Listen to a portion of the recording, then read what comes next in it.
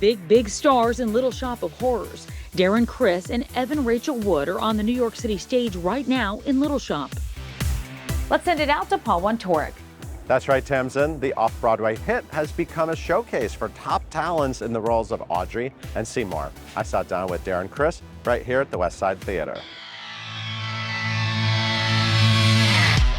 Darren, welcome to Skid Row. We're at Mushnick's Flower Shop. Mushnick and Sons. We are in the Little Shop of Horrors, and it's actually, if you didn't know the show, it's pretty beautiful for a shop of horrors, because as of now, it's not looking horrific at all. It's looking pretty nice. There's Audrey too. There's Audrey too. She's looking good. Was it a goal and a dream to get to work with Audrey too? I guess it was one that I didn't realize until I did it. I'll be honest, and this may be, people might take this the wrong way. I hope they don't, but I can't say I ever sat around going, oh, one day I'll play Seymour. I just never saw that, but the idea of being in Little Shop, at any capacity, is always appealing because it's such a great show. But I never was like, yes, one day I shall do Seymour like this. We've seen you flirt with the music. I mean, you sang to Rachel Berry. Yeah. Suddenly Seymour, famously. You know, you're the king of piano bars and the king of Elsie Fest, which celebrates music like this. So you can't avoid that song. You can't avoid something exactly. Seymour. Yeah, you performed it. How many times have you actually publicly performed that song before stepping into this? Not enough. I love playing that song. Like, there's no, any of these songs that are famous because they're beloved, there's never a point where like I roll my eyes at it or go, oh God, I have to play this again. Teenage Dream, I love playing that song. You know why? Because that song rules. Same thing with Suddenly Seymour. These songs are so good and they're so bulletproof, and that every time you play it and you see the reaction that it gets from people, and it's a win-win situation. Like it never sucks to play great music. You know, so it's always a joy. I love doing this song. But in this show,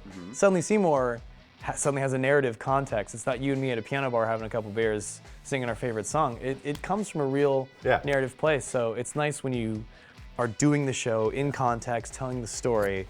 It hits a little different. I've spent a lot of time talking about and thinking about Howard Ashman. As the kids say, he's like my Roman Empire. I spent a lot of time thinking about Howard Ashman. My whole life has been such a North Star in the way that I think about creating things as an actor, as a writer, as a songwriter, as a lyricist, anything. I never had the pleasure of meeting him, but anytime people ask me, dead or alive, who could you have dinner with, I always say Howard Ashman.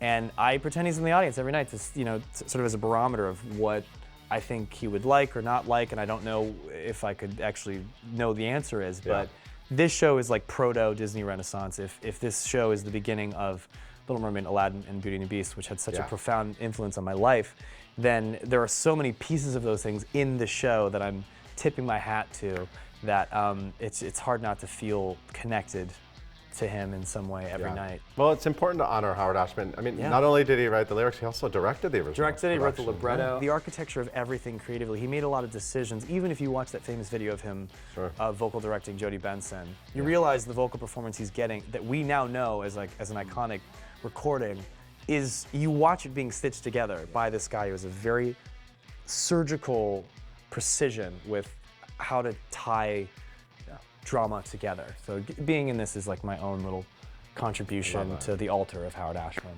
I love that this production has offered so many actors and actresses that we love the opportunity to come and play these roles. And it's been sort of this great platform to see who's next. And it's always an exciting casting opportunity. The guys who have played Seymour, for me, there's a range of like nerdy to hunky. I think we're all like kind of versions of each other. Listen, I'm not gonna lie. If you put into ChatGPT what might Darren Criss do with his career, this is like a very obvious thing. Like, this isn't, I pride myself on making like left of center decisions and doing stuff that might throw you off. This ain't one of them. Like, I fully objectively understand that my involvement in this is like, yeah, sure, that makes sense. However, for my money, doing this would not be nearly as exciting as it is, wouldn't be nearly as exciting if I didn't have Evan Rachel Wood with me. She didn't exactly come out of the woodwork with her singing ability and her theatrical prowess. Like, she grew up in a heavily theater, dominated universe in Raleigh.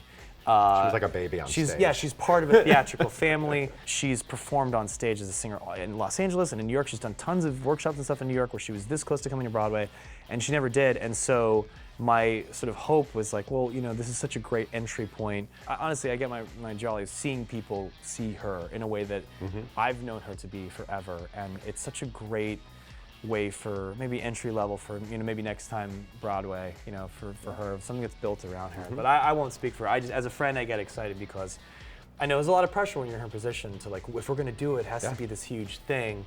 And this is such a great way to kind of step your foot in there, let people know, let them find out. Listen, come for me, stay for Evan Rachel Wood. Oh, like, that it is? She's the chef's kiss. I'm just the amuse-bouche that you forget about by the end. She's amazing. Talk about why your nails. What's going on with your nails? Because, bro, it's somewhere that's green. So somewhere in my body. Seymour has green nails. No, of course not. I take this off before the show. The cameras are on. You think I don't want to represent the green nails? Come on, dude. One final question. You're a dad now. Yeah. And you have a little one at home and you have another one on the way. As a super Broadway fan, do you think about how you want to introduce theater and Broadway as a dad and your kids? Sure. I think what's really fun about, look, if you're a fan of storytelling, which most of us are that love Broadway, the inevitable, most natural, logical sequel is having kids, right? Because you now get to experience the same characters and themes with a new character, with a brand new character that isn't familiar with the prequel. Because in that person's movie, it's their first one, right? My daughter's still quite young, but I really look forward to getting to show her all these things, all the great Disney films, all the Howard Ashman things. I'm praying she likes them. I'm pretty sure she will because, again, I think there's sort of a bulletproof nature to how good these pieces are. But yeah, it's fun. I mean, listen, you don't have to give me a reason to rewatch anything that I love. But now it's an even more elevated reason, to share with something that I love with a person that I love, which is what I do for a living. I do that with strangers, I'm doing something that I love with people that I love. But they're not my blood kin.